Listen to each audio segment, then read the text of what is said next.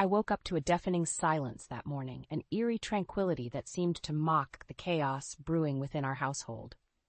The bed beside me was neatly made, untouched. Jay hadn't come home last night. My heart raced as I padded down the hallway, the floorboards creaking beneath my feet like a haunting melody. "Carter?" I called out, my voice trembling. "Are you in there?" The bathroom door was locked, as it had been for the past few days. A muffled cough echoed from within, followed by the sound of retching.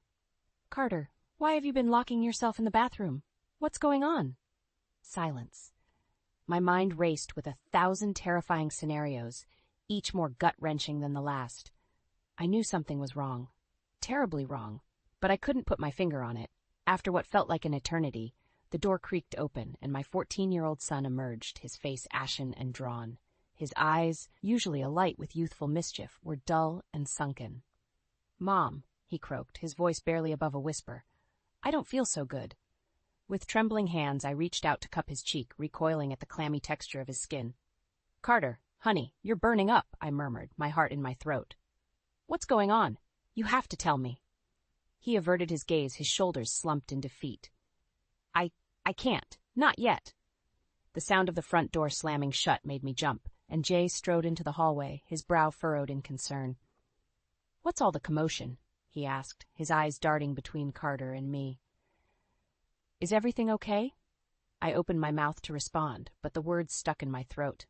How could I explain the churning dread that gripped me, the sense that something sinister was unfolding right before my eyes?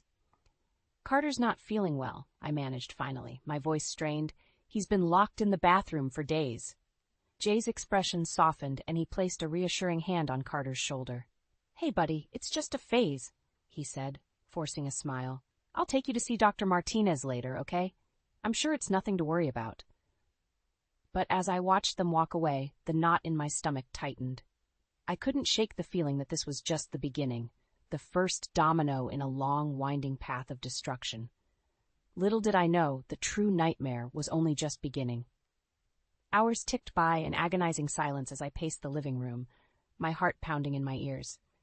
Jay and Carter had left for the clinic hours ago, but there was still no word, no call, nothing. A sickening feeling twisted in my gut. Something was terribly wrong. I dialed Jay's number for the 100th time, my hands shaking uncontrollably. No answer. I left yet another frantic voicemail, my voice cracking with barely contained panic. "Jay, please call me back. Where are you? Is Carter okay?" The silence that greeted me was deafening, mocking my desperation. Desperate, I called Dr. Martinez's office, my heart in my throat. "I'm sorry, Mrs. Reynolds," the receptionist said, her voice tinged with pity. "They never showed up for their appointment." My world came crashing down around me. Where could they be? Had something happened? Were they hurt or worse? In a blind panic, I called everyone I could think of, our friends, our neighbors, even the local hospitals. But no one had seen or heard from Jay and Carter. It was as if they had vanished into thin air. Hours turned into days, each one more agonizing than the last. I barely slept, barely ate, my mind consumed with visions of the worst possible scenarios. What if they had been in an accident? What if they had been kidnapped? Or... I couldn't bring myself to finish the thought. Finally, after what felt like an eternity, the police called. They had found Jay's car abandoned on the side of the highway, the doors flung open and the engine still running, and inside a single, chilling note, "I'm sorry." Those 2 words sent a chill down my spine, shattering what little hope I had left. What did it mean? Was Jay apologizing for something? Or was this a twisted taunt from someone else, someone who had taken them? The detective's voice was grave as he relayed the news, his words slicing through me like shards of glass. "There's something else, Mrs. Reynolds," he said, his tone somber. "We looked into your financial records, and it appears there was a large, unauthorized withdrawal from your joint account a few days ago." My heart stopped. Unauthorized? What did that mean? Had Jay taken the money, or had someone else? As the detective's words echoed in my mind, a terrifying realization dawned on me. This was no accident, no random act of violence. Someone had orchestrated this, someone with a grudge, a vendetta against our family, and they had taken the 2 people I loved most in this world. The police station was a blur of activity, a whirlwind of grim-faced detectives and somber whispers. I sat in the cramped interrogation room, my hands clasped tightly in my lap, fighting back the tears that threatened to spill down my cheeks. "Mrs. Reynolds," Detective Bennett said, her voice tinged with sympathy. "I know this is difficult, but we need to explore every possibility. Can you think of anyone who might have had a grudge against your husband?" I shook my head, my mind racing. Jay was the kindest, most gentle soul I knew. He didn't have an enemy in the world, or so I thought. "No, no one," I replied, my voice barely above a whisper. "We're just a normal family. We don't have any enemies." The detective's brow furrowed, and she leaned forward, her gaze intense. "We did some digging into your husband's past," she said slowly, "and it seems he had a bit of a gambling problem a few years back." My heart sank. I knew about Jay's struggles, of course, but he had assured me time and time again that it was all behind him. He had gone to counseling, joined a support group. He was a changed man. "That was all in the past," I protested, my hands trembling. "He got help. He got better. He would never put our family in danger like that again." But even as the words left my lips, a kernel of doubt took root in my mind. What if Jay had slipped back into old habits? What if his past had caught up with him in the worst possible way? As if reading my thoughts, Detective Bennett's expression darkened. "We also found evidence that your husband owed some unsavory characters a significant amount of money," she said grimly. "It's possible they took matters into their own hands when he couldn't pay up." A wave of nausea washed over me, and I fought the urge to vomit. Jay in debt to dangerous people? It didn't seem possible, and yet... "No, you don't understand," I insisted, my voice rising in panic. "Jay would never get involved with anything like that. Not after everything we went through, not after he promised to change."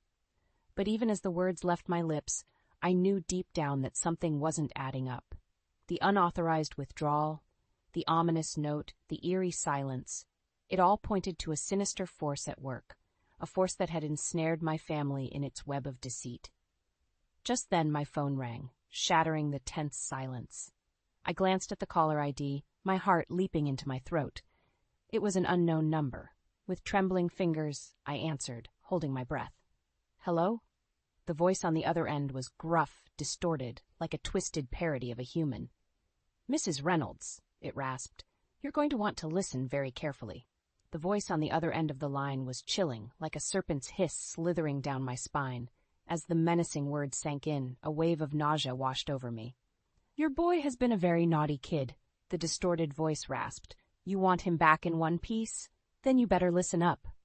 My hands shook uncontrollably as I clutched the phone, shooting a panicked glance at Detective Bennett. She nodded curtly, signaling for me to keep the caller on the line. "What do you want?" I managed to choke out, my throat constricted with fear. A low, grating chuckle sent shivers down my back. "Let's just say your husband owes us a debt," the voice taunted. "A big one, and we're going to make sure he pays up one way or another." "Jay doesn't owe anyone anything," I protested, my voice trembling. "He got help, he's clean, you have the wrong person." But even as the words left my lips, I knew they rang hollow. The memories came flooding back. The nights Jay would stumble home in the early hours, his pockets empty, the lies, the excuses, the promises that it would never happen again. "Your husband is a liar and a cheat," the voice spat, venom dripping from every word, "and now his sins have caught up to him, and your boy—" A chilling pause, punctuated by a sickening chuckle. "Well, let's just say he's going to pay the price, too." My blood ran cold, and I felt the world spinning around me. Carter, my sweet, innocent boy, caught in the crosshairs of Jay's sordid past. "Please," I begged, hot tears streaming down my cheeks. "Please, don't hurt him. I'll do anything. Just let him go."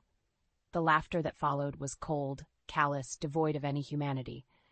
"Oh, you'll do anything, all right," the voice taunted. "And when we're done with you, you'll wish you'd never been born."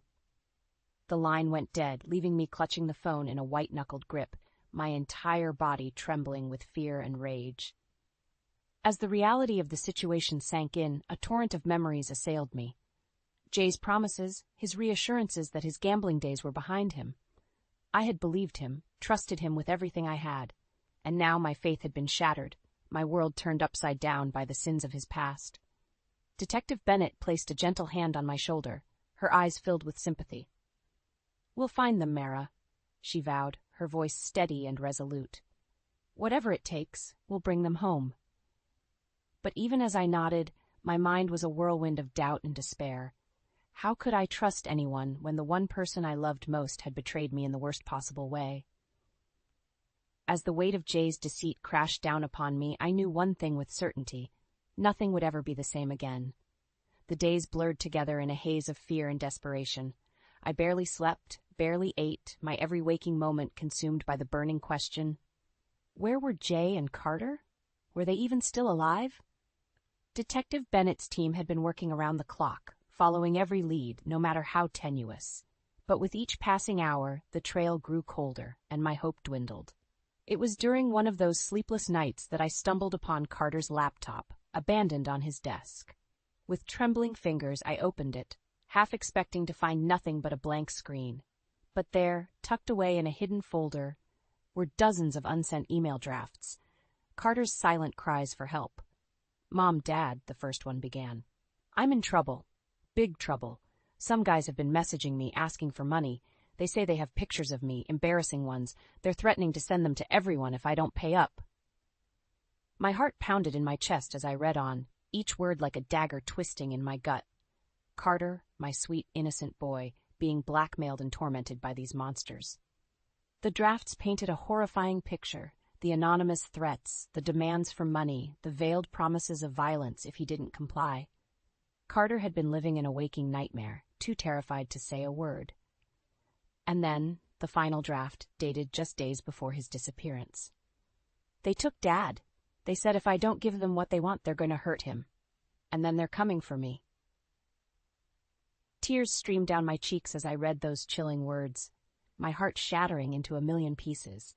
My family, my world, torn apart by these faceless monsters, all for what? Money? Revenge? It was then that I heard the commotion outside, the wail of sirens, the frantic shouts of the police.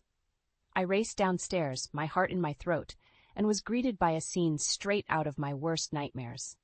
There, in the middle of the street, was Carter, pale, shaken, but alive.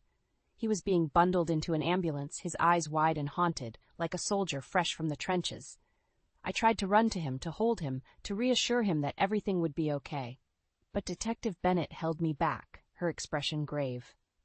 "We found him in an abandoned warehouse downtown," she said, her voice low and urgent, "along with evidence that your husband was there, too."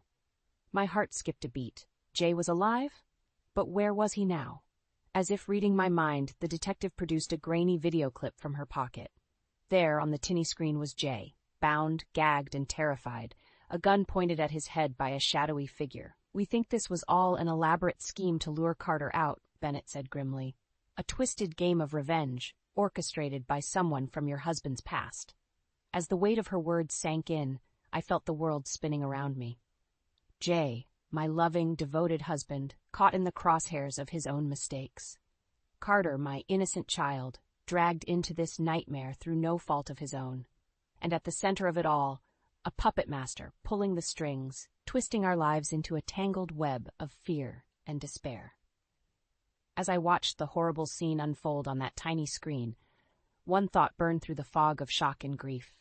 Whoever was behind this would pay. No matter what it took, I would make them pay. The warehouse was a maze of shadows and secrets, a labyrinth of dread and despair. I followed the team of officers through the dimly lit corridors, my heart pounding in my ears with every step. "Stay close," Detective Bennett murmured, her hand on her holstered weapon. "And whatever you do, don't make a sound." We crept forward, our footsteps muffled by the thick layer of grime that coated the floor. The stale, musty air was suffocating, a constant reminder of the horrors that had unfolded within these walls. Suddenly, a sound, a scuffling, a muffled cry. My blood ran cold as we rounded the corner, and there he was, Eli, the puppet master himself, his face twisted into a snarl of rage. "You shouldn't have come here," he spat, his voice dripping with venom. "This is your last warning. Walk away or suffer the consequences." With a flick of his wrist, he produced a wicked-looking knife, the blade glinting menacingly in the dim light. "Drop it!" Bennett shouted, her gun trained on Eli's chest. "It's over, you sick bastard." For a moment, time seemed to stand still, the air thick with tension. Then, in a blur of movement, Eli lunged, the knife arcing towards Detective Bennett's throat. The gunshots echoed like thunder, deafening in the confined space. Eli crumpled to the ground, clutching his leg, howling in pain and fury. "You'll pay for this," he screamed, his eyes wild and feral. "You and your whole damn family." As the officers swarmed him, slapping on the cuffs, I felt a rush of relief. It was finally over. The nightmare had ended. But as I turned to leave, something caught my eye. A glint of metal in the shadows. Cautiously, I approached, my heart in my throat. There, tucked away in a hidden compartment, was a battered safe deposit box, and inside, a treasure trove of evidence against Eli and his criminal empire. Financial records, surveillance footage, even audio recordings. It was all there, a damning portrait of Eli's web of lies and deceit. And at the very bottom, a folded piece of paper, the letters scrawled in Jay's handwriting. "Mara, if you're reading this, it means I didn't make it. But know this, everything I did to protect our family. Eli has to pay for what he's done, for the lives he's ruined. This is the key to bringing him down once and for all." Tears streamed down my cheeks as I clutched the letter to my chest, a mixture of grief and relief washing over me. Jay had known the risks, had sacrificed everything to keep us safe, and now, armed with the evidence he had gathered, I would make sure his sacrifice wasn't in vain. As the officers led Eli away, his cries of rage echoing through the empty warehouse, I felt a steely resolve settle over me. This was far from over. It was just the beginning of Eli's reckoning, and I would be there, every step of the way, to ensure that he paid for his crimes in full. The courtroom was a sea of hushed whispers and furrowed brows, a palpable tension hanging in the air like a thick fog. I took my seat near the front, my hands clasped tightly in my lap, my eyes fixed on the imposing figure of Eli as he was led in, his wrist shackled. He caught my gaze and sneered, his lips curling into a twisted smile. "This isn't over, Mara," he hissed, his voice dripping with venom. "Not by a long shot." Before I could respond, the bailiff called for order, and the proceedings began. It was a whirlwind of legal jargon and expert testimony, a dizzying parade of evidence and cross-examinations. But through it all, one thing remained clear. Eli was going down, and he knew it. As the prosecution methodically laid out the damning evidence, the financial records, the surveillance footage, the witness testimonies, I could see the fear flickering in Eli's eyes. For all his bravado, his carefully constructed empire was crumbling around him, piece by piece. And then the final blow, the audio recordings, Jay's voice echoing through the courtroom like a ghost. "Eli, you have to stop this," he pleaded, his words tinged with desperation. "Think about what you're doing, the lives you're destroying." Eli's response was chilling, a twisted snarl of rage and contempt. "You ruined me, Jay," he spat. "You took everything from me, and now I'm going to take everything from you." A hush fell over the courtroom as the recording played out, the gravity of Eli's crimes sinking in. He was a monster, a true embodiment of evil, driven by a twisted obsession with revenge. As the final pieces of evidence were presented, I felt a sense of overwhelming relief. It was over. Eli's reign of terror had finally come to an end. Or so I thought.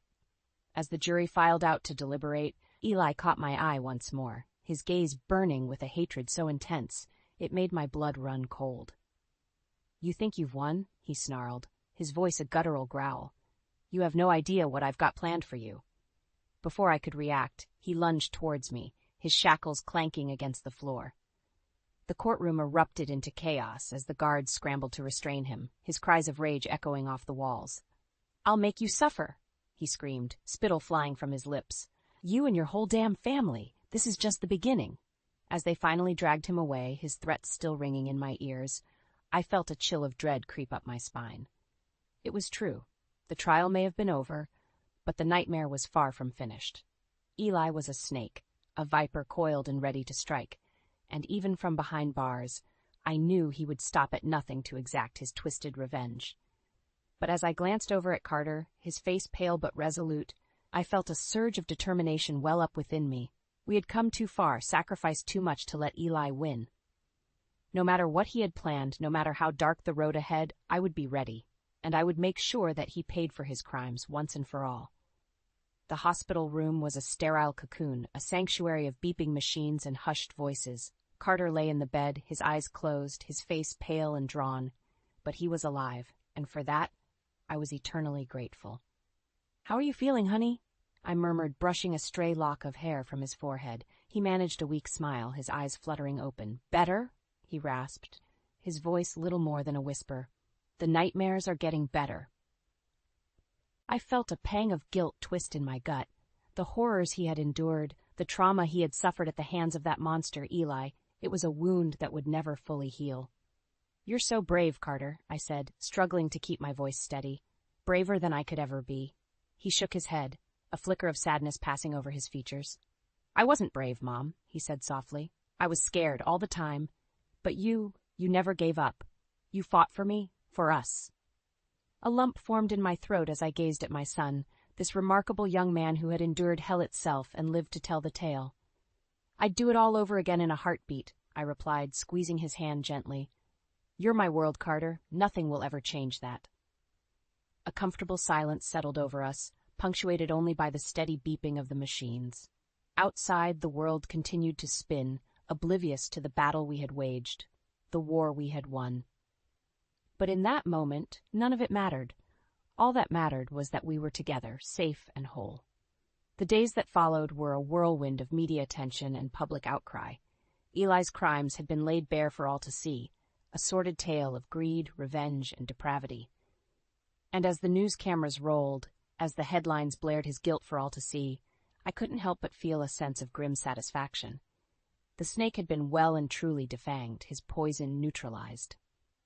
But even as Eli was led away to serve his multitude of life sentences, even as the world moved on and the dust settled, I knew that our journey was far from over. The scars ran deep, the wounds still raw and aching. Carter's therapy would be a long, arduous road, a battle fought one day at a time.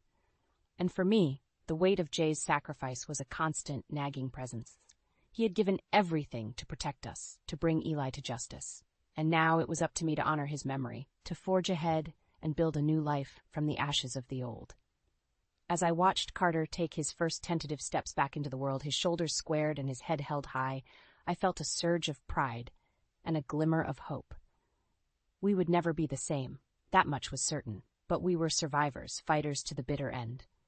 And as I looked towards the future, a future free from Eli's poisonous influence, I made a silent vow, not just to Carter, but to myself. We would heal, we would grow, we would thrive, and in doing so, we would honor Jay's sacrifice in the most profound way possible, by living, truly living, without fear or regret. It was a long road ahead, but one we would walk together, hand in hand, forever stronger for the battles we had fought and won.